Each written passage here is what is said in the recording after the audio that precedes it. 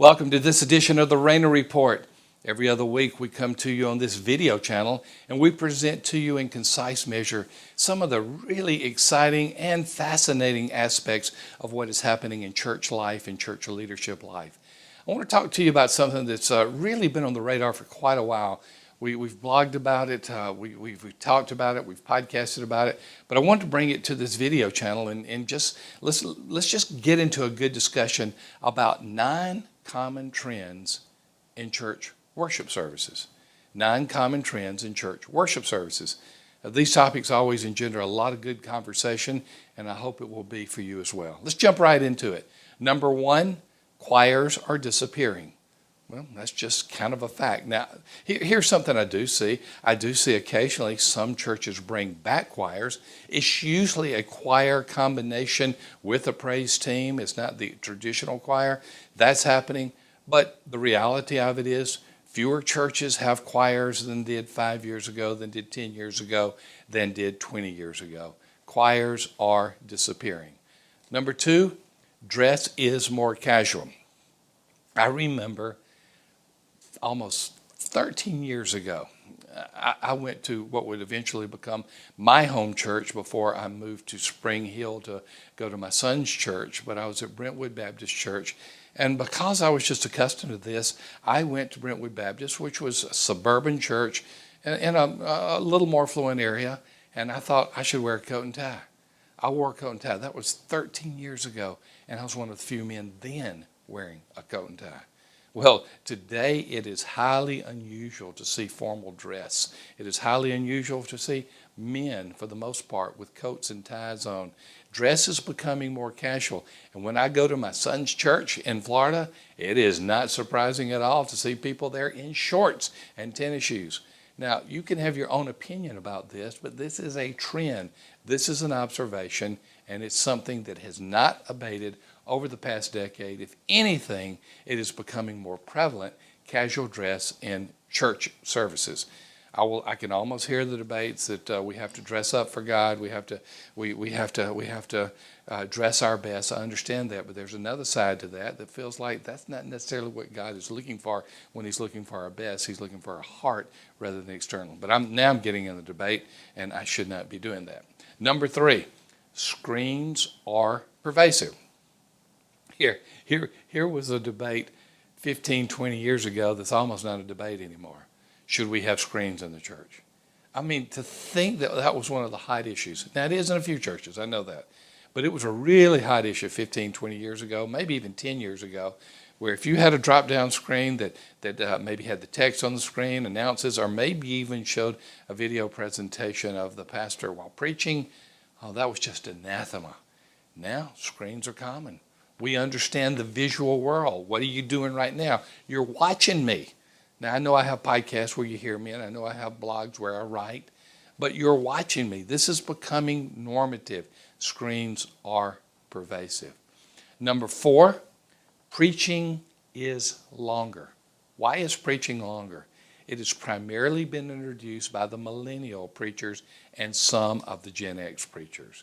It has been strongly influenced by many of those in the Reform camp who like to have longer sermons. That's not saying it's exclusively those in the Reform camp, but it's been highly influenced by those in the Reform camp who tend to preach longer sermons. So you have younger, you have more influence of the Reform group, and you're having longer and longer preaching.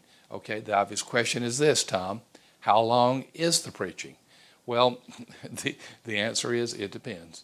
But as a rule, you could expect a sermon to be about 22 to 25 minutes in the past, and now we're seeing where 30, 35, even 40 and up is becoming more common. Not in all churches, but in many churches. So preaching is longer sermons. You can decide whether that's for better or for worse. I can hear some preschool and children's people saying, not in my area, we're ready for the kids to go. Number 5, multi is normative. It was multi-service, but now it's becoming multi-site, multi-campus, multi-venue. Let me explain what is happening. Growth is happening horizontally instead of vertically. We used to have growth that took place by adding more people in one service. That was vertical growth. On one site, that was vertical growth. Now we're seeing more and more growth happening horizontally. More classes, more services, more sites, more venues. We'll talk about this a little bit more by the time we get to number 8. But multi is becoming normative. Number 6, attendees are more diverse. The homogeneous unit principle is almost dead, particularly if you're talking about homogeneity in terms of race or ethnicity. Almost any church now, almost any service, almost any place is representing more and more of the community. If it's 15% Hispanic or if it's 10% African American or 40% Anglo, you're going to see more and more of that representation. It is just that people understand worshiping alongside someone of a different race or ethnic background is just not different in today's world. It is more and more expected, and quite frankly, this ethnic and racial diversity should be celebrated in most of our churches. Attendees are more diverse. Number 7, conflict is not increasing. Now that's a good word. That is a good word. In other words, particularly on the worship side, particularly on the worship wars, we're still seeing conflict, but it's now reached the peak and holding and maybe even decreasing a little bit. I think as a result of many leaders, including my platform, if I do say so myself, bringing an awareness to the conflict that is there instead of kind of sweeping it under the rug, to use that metaphor, because we're now bringing it to light. Many churches are saying we cannot be that way. In fact, I'll just say this, and I know it sounds self-serving. When I wrote my book, Autopsy of a Deceased Church, I cannot tell you how many people have told me, you brought light to things that we didn't think anybody would discuss.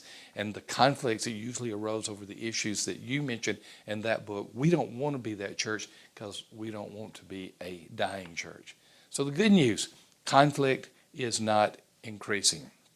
Number 8, more worship attendees are attending larger churches.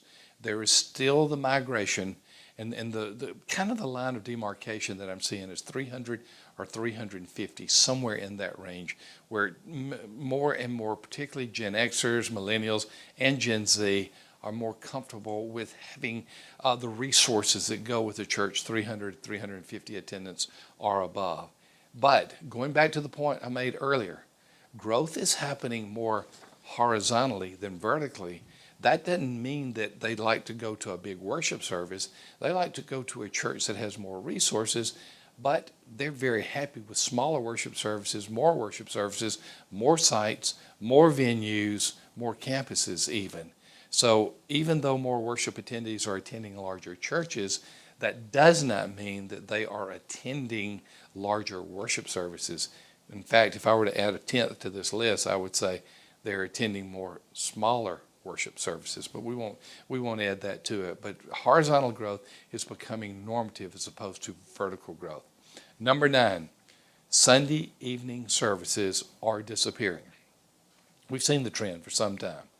And I won't go into all of the cultural issues that explain this trend, but simply to say Sunday evening services as a distinct and separate service are disappearing. Now, to be clear, there are a few churches that have Sunday evening services are adding them as an alternative to the Sunday morning service. In other words, it's the same sermon, sometimes the same music as a Sunday morning, but it is an extra worship service for those who may have conflict working on Sunday morning, who may have reasons where they cannot attend on Sunday morning. So as a result, Sunday evening services, particularly in their traditional format, whereas a separate service and sometimes a little bit more informal and just you know the traditional Sunday evening service, they have all but disappeared because culture brought them in, culture is taking them away. There have been cultural shifts. These are 9 common trends in worship services. These are trends that you need to be aware of.